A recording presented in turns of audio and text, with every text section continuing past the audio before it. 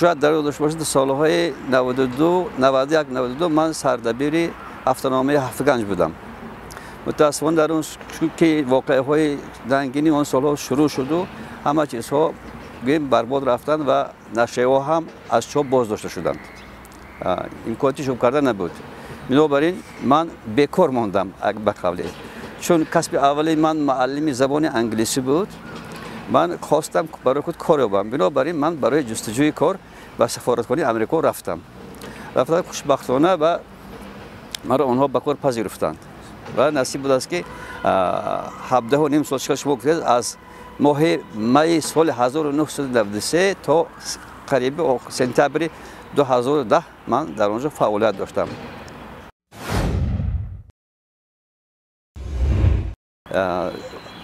در آن سالها بسیار چیز در مناسبت‌های بین دو کشور چیزهای خوب همون عامل‌های خوب واقعی خوب بسیار بودند. مثلا سالهای اول زیادتر یاری بشردوستانه ایالات آمریکا به تاجیکستان مشاهده میشد. مثلا هر سال آنها تخمین 36,000 تن گندم می‌فروختند و این چه به ولایات تقسیم میشد. ما در همین تشکیل همین کارها سهم می‌گذاشتیم. زیرا می‌دونید که سالهای اول سالهای 93 92 94 95 تا شاید مردم واقعا محتاج همین چیز بودند، محتاج خوراکباری غذای خوب. و دیگر چیزی که بود امریکایی‌ها زیادتر در تشکیل بعضی ساختارهای دولتی تاجیکستان مدد می‌رساندند. از جمله در ساحه قشون‌های سرحدی، تشکیل دیدبانگاه‌ها، تامین واسطه‌های نقلیات و چیزهای دیگر. بعد همچون کشور دموکراتی آنها کوشش می‌کنند در تاجیکستان هم سازمان‌های غیر دولتی فعال باشند. بنابراین برای این در این کار آنها نیز فعال بودند و گمان می‌کنند این روز هم در این روند این روز هم دوام دارد.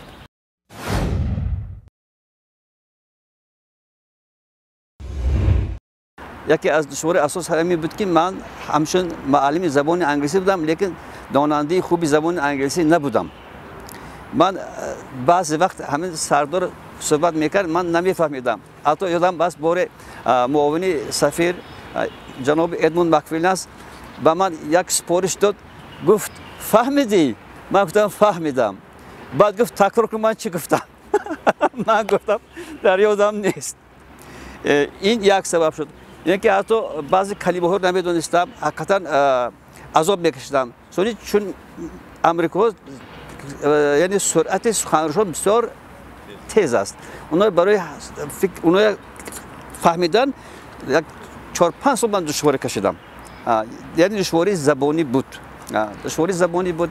بعضی رسم و آیین ها بعض چند خلاف ها بود. مثلا یادم باز که سال 93 من یک بار همین شد که با ما شکر دکور بود. در دوشنبه شکر نبود. شکر نبود. اما همون سالها از سفارت از حکومت آمریکا به یاری بشردوستان از جمله شکر هم آمدگی بود. و یک تقریبا 4.5 کیلو شکر بود. من اما مدیر انبار ولیر نام بود. من گفتم ولیر همون شکر 4.5 کیلو بود چه همون اولش بیرون نشود ما مربا کنیم. تقریبا روز پنجشنبه بود. من گفتم من روز دوشنبه میبرم شکر رو. گفت تو از سردار پرس. بعد نزد سردار رفتم. من گفتم همین جناب با من شکر درکار. همین 4.5 کیلو. خوب گیر گفت. من آمدم ولی گفتم سردار روزه شد. بعد شکر من با داد. من مربا کردیم لیکن شکر نیافتم من تا روز دوشنبه. روز دوشنبه پگوی ولی نزدم اومد رنگش کندگی سفید. گفت محب الله شکر آوردیم. من گفتم نیافتم. اوف بالا بموندم. من از پرسش گفت شکر کنی. و روی همون نامگوی فهرست هستم. یک دروای نیست در انبار. بعد گفت که من گفت از کار میراند. همین سخن بود که همون سردار آمریکایی ما آمد. گفت که شما شکر گرفتید؟ من گفتم گرفتم. شما میدونید که همون شکر مالکیت حکومت ایالات متحده آمریکا بود. من گفتم میدونستم که همین 4.5 کیلو شکر من گرفتگی این مالکیت حکومت ایالات متحده آمریکا بود. پس چرا گرفتید؟ من گفتم شما خودتون من به رخصت دادید. میبخشید من شما ها نگفتم.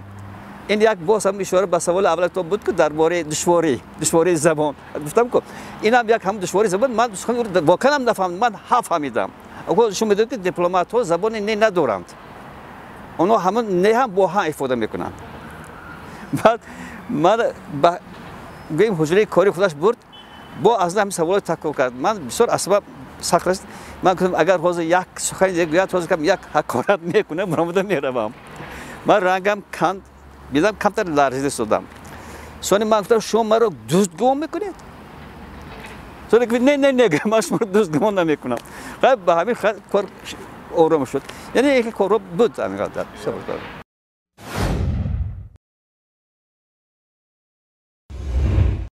تشکر پیش از همه من به شما اظهار نداری میکنم که همین کتاب من رو شما در هفته‌نامه فرش مدت یک سال و فکر سال 13 بود یا 14 بود چاپ کردید من از شما سپاسگزارم زیرا بعد از چاپ من خیلی نامه ها گرفتم بسیار زنگ زدم به من یعنی بله من اون چیزا که در حقیقت مشاهده میکردم بعضی وقت میخواستم که همین مردم دونند مثلا همین امریکایی هیچگاه از نفر دیگر درباره دینش نمیپرسد درباره سلامتیش نمیپرسد درباره بیماریش نمیپرسد درباره کارش نمیپرسد درباره اویلش وضع اویلش نمیپرسد درباره معاشش عموما قطعا نمیپرسد اما ما با کجا میرفتیم همین تاجیکا میامدن همین پرسید چی همین امریکا چند پول اویل میگیرن چند پول معاش میگیرن آخه من همین کتابم نوشتم که آخر همین من فرض که باید گفت شما همین پولی شما زیاد میشد نه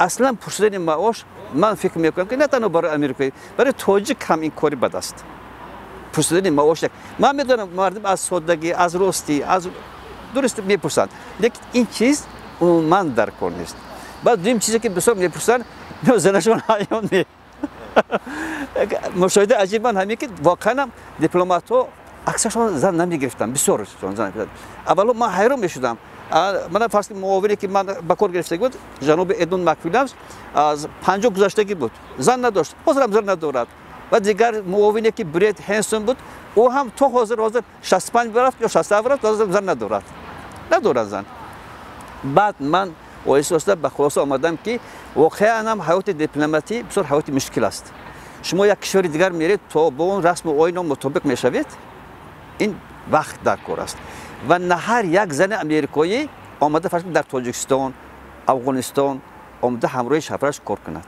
زیرا اونا وقتی که تاجیکستان جان میگوید میبینند که همسایه افغانستان و اونجا رفتن خطرناک است یا یک کشور دیگر میاد که اون تمام رسم و آیینش دیگر و بنابراین حقوق زن‌های که در امریکا خیلی بلند است یعنی برابر است نه همه زن راضی میشد که همراه شوهر با این کشور اون کشور بنابراین بسیار امریکا دیپلمات ها من دارم از همین سبب اویدار نمیشوند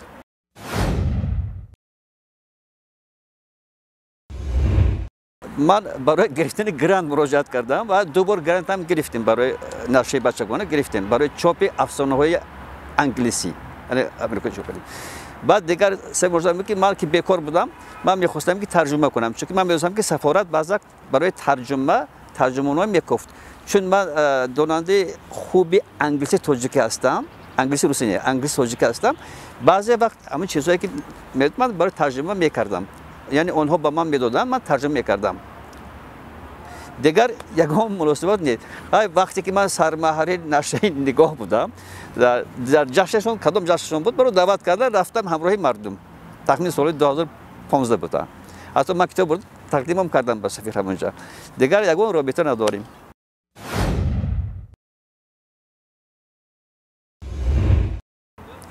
من همین جای تعریف نیست لیکن من یک نفر رو میدونم که همین از من التماس کردن کتاب گرفتن گفتن زنگ زدن پگاهی برگشت گفت جوره گفت همین کتاب من همیشه تو روز خواندم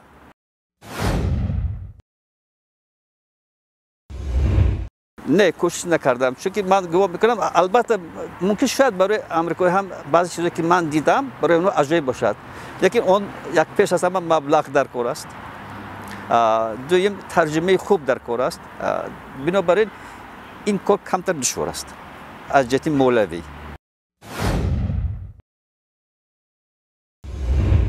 من با آمریکا کار کردم. من از آمریکا بسیار چیزا رو آموختم. مناسبت با دیگر با آدم برداشت. بعد من یک چیزی رو مشاهده کردم که آنها برای مالکیت دولتشون به نهایت حساس هستند. یعنی باور میکنید ما همراه آمریکایی غرب می رفتیم، بدخشان می رفتیم، فرق مرغاب رفتیم، اشکاشم رفتیم. همونجا میشد بعض وقت میریم که کار نیست. من میگم بیا یک تماشا رویم. اوه بله من ساعت کاری که کار کردم. من ساعت کار میشد همین کار میکند. برای معلومات شما میگم که آمریکایی ها نظر به چینی ها، نظر به ژاپنی ها زیادتر با غیرتن در مسئله کار. من بسیار دیدم که آمریکایی ها ساعت های زیاد بعد کار میشدن کار میکنن فقط برای کاری دولت. خیلی فدایی هستن برای دولتشون. البته اون نفری که من میدونم کار کردم همراهشون، یعنی دیپلمات‌ها. شاید دیگه یکی در اصل اکثرشون میخواد با غیرت ترین ملت در دنیا آمریکایی است. من یک بیرون شدم یک بسیار دیگه میگم من وقتی در یکی از سفرهام در آمریکا من 3 بار رفتم یک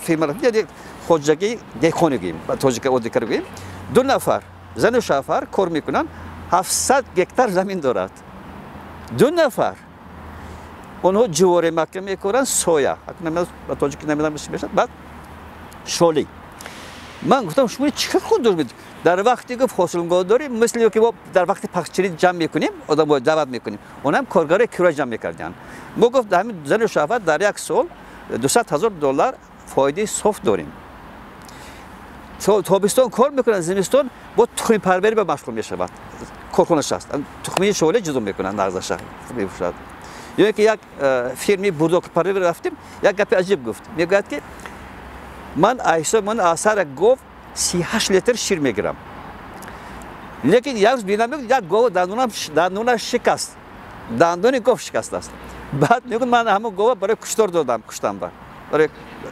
گوشت منم چرا این کار کردید گفت که برای اون که همین یک دندون کم شود علفه کمتر زیر میکند کمتر شیر میداد گفت گاو من نمیدونم دندون گاو چند دندون دارد ممکن شاید 12-15 تا دندون دارد حقیقتا اگر سیاه پوشد میگفت تخمین میگفت 3-2 لیتر کم شیر میداد میگفت برای میگفت من گفت در کار نی یعنی بسیار با غیرت همین است خلاصی من خوشحالم که همین تجربه 17 ساله من در سفارت گذشت من نهایت قناعتمندم خوشحال هستم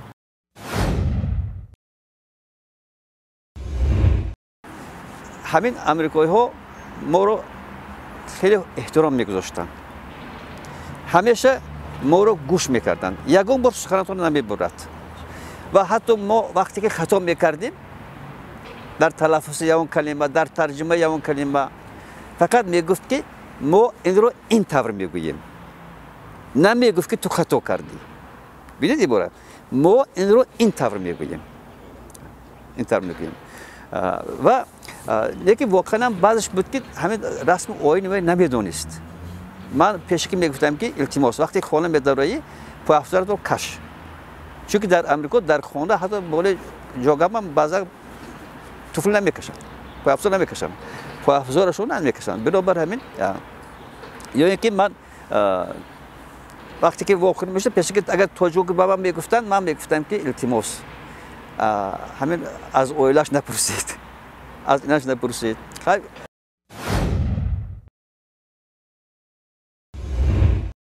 لحظه‌های عجیب در سفارت خیلی بسیار بودند من باشو یک میگم یک حاجی محمد رحیم گفته که یک مرد قصاب بودن در دوشنبه یک روز جناب اسکودرو سفیر گفتن که محب الله من به اون قصاب بیابید من گفتم برای چی شما بس جناب سفیر من همین خوابی من یعنی هوس من این کشتنی حیوان من قصاب دوست می‌دارم من گفتم خوب مالش من رفتم همه حاجی محمد رحیم رفتم گفتن روزش که یک گوسفندشون را قربان کنن یعنی سفیر کشد همین سفیری دویم گراند سمیت بودن همون موقع بسیار گذاشت چون که باید تاجیکان رو کشور ما رو دوست می داشت بعد ادا کردن خدمت باز 2 بار آمد به تاجیکستان بعد با او همراه هم با قریب فاجعه گرفتار شده بودیم در زمان جنگ برای قریب پرونده بودن عینه با همون سفیر و همسرش بود Akıl rosta حساب نکردم لیکن تخمیناً یک سفیر در میومد که اوتان 3 سال کار میکند. اگه حساب کنید که هفته صبح تخمین من 6 سفیر کار کردم.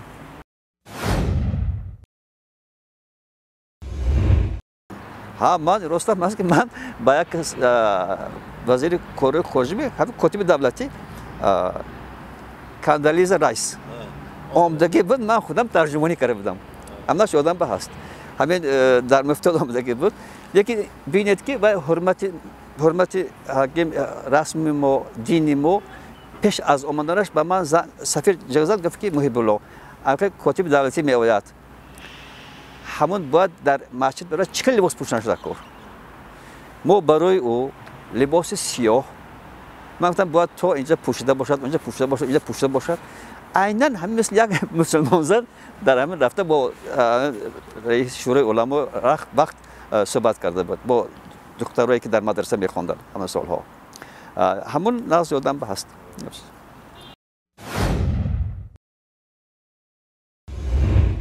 بعدش من یک تجربه مثبت بود برای در زندگی من بسیار چیزها رو من آموختم اگر کوتاه بگیم همین بود.